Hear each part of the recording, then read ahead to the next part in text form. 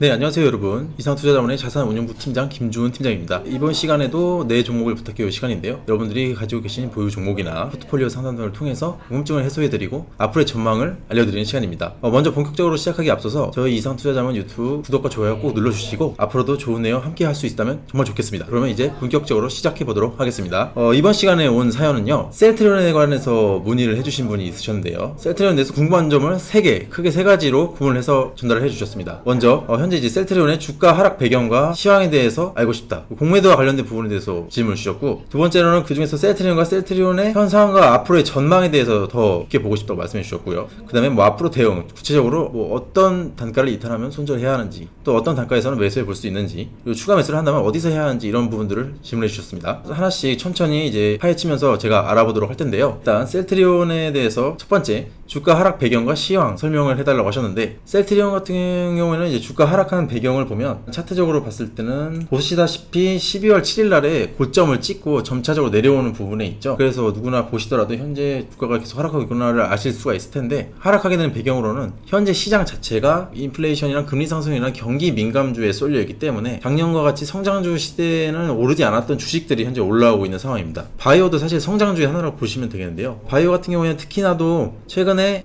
백신이라든지 치료제라든지 진단키트들이라는 그런 이슈들을 통해서 크게 상승한 부분이 있고, 현재 시장에는 좀 맞지 않는 기조를 가지고 있다. 그래서 시황적으로는 지속적으로 하락하는 것이다, 이렇게 봐주시면 되겠고요. 그 다음에 공매도 관련돼서 궁금했다고 하셨는데, 다들 아시다시피 5월 3일 이후로 공매도가 이제 대형주들 위주로 먼저 재개가 된 상태인데요. 5월 3일 날 보시면 14.38%, 즉 공매도가 재개된 날부터 굉장히 매매 비중이 많아졌죠. 이 매매 비중이라는 건 하루에 거래량 중에서 공매도가 얼마나 비중이 되느냐, 즉 10주를 매수했다면 세트리온 같은 경우는 1.4주 정도가 공매도로 나왔다는 거죠. 그리고 그 이후부터 5월 4일, 6일 했을 때도 14%, 많게는 20%까지 공매도가 크게 나온 날은 당연히 하락이 클 수밖에 없는데요. 셀트리온이라는 종목 자체가 공매도가 대량적으로 많이 쏟아지는 특징을 가지고 있는 종목입니다. 옛날에도 그랬고, 공매도에 관해서 간단하게 팁을 드리자고 한다면, 공매도가 잘 나오는 종목들이 있는데요. 자, 첫 번째로는 너무 많이 오른 종목, 쉽게 말씀드리는 겁니다. 너무 많이 오른 종목, 예를 들면 셀트리온 같은 경우에는 차트를 보면 아시겠지만 엄청나게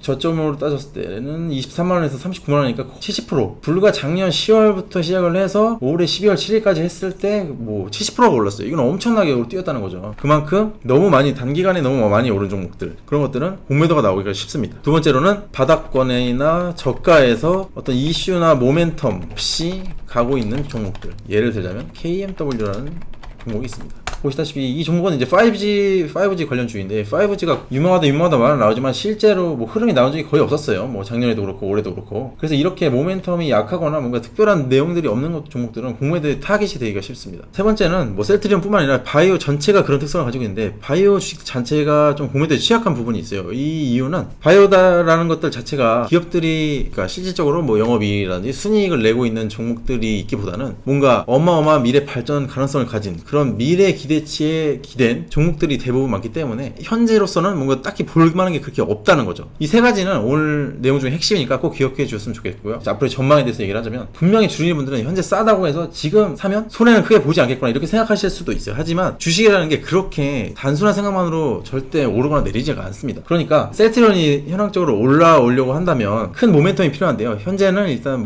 백신에 대한 보급이라는 거 이런 걸로 통해서 모멘텀이 많이 사라진 상태잖아요. 모멘텀 관련된 부분을 크게 부각시킬 수 있는 어떤 이슈나 그런 부분들이 발생을 해야 하고요. 그 전까지는 현 단계에서 횡보를 할 가능성이 굉장히 높습니다. 그래서 단순히 저가라고 해서 잡아가거나 담아가지 마시고, 일단은 만약에 매수를 하려고 한다면 바닥을 다지다가 어느 날 하루 만에 크게 올라오는 부분들이 발생을 해야 해요. 그때부터는 매수를 고려해 볼 수도 있습니다. 그것을 바로 추세 전환이라고 하죠. 그래서 당분간은 좀 횡보하거나 저가로 조금 더 진행이 될 가능성이 높겠다, 이렇게 봐주시면 되고요. 세 번째로는 앞으로의 대응, 이제 구체적인 매수가나 손절가 이런 부분을 말씀하시는 것 같은데요. 일단 당장 잡지 말자.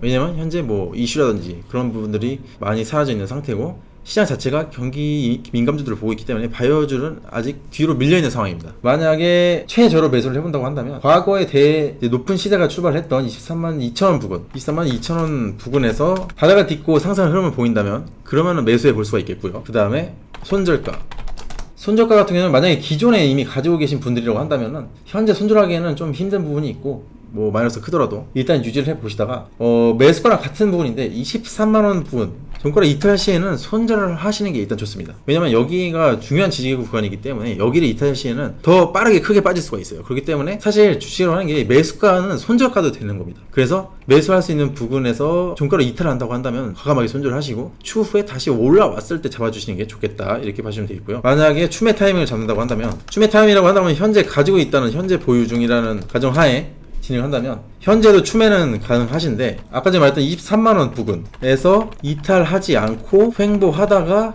하루에 큰 상승이 발생했을 때, 이때가 추가 매수할 수 있는 구간이 됩니다. 네, 그래서 추가 매수를 할 때도 분할 매수를 통해서 저가에서 잡아보자, 이렇게 봐주시면 되겠습니다. 지금까지 질문 주셨던 셀트리온에 대해서 알아봤고요. 주식이라고 하는 게 현재 공매도가 제기되면서 특히 대형주들, 특히 바이오들은 약간 공매도 타깃이 돼서 현재는 좀 흐름이 많이 나오지 않는 상황이니까, 다시 한번 말씀드리지만 고점 대비해서 싸다고 생각해서 절대 한방 매수하지 마시고, 제가 말씀드렸던 단가나 매수가 그리고 손절가 유념하시면서 진행을 하시면 좋은 결과가 있을 거라고 생각하고 있습니다. 네, 그럼 지금까지 내 종목을 부탁해 시간이었고요. 마지막으로 저희 이상투자자문 유튜브 구독과 좋아요 꼭 눌러주시고 앞으로도 좋은 시간들 계속 함께 했으면 좋겠습니다. 감사합니다.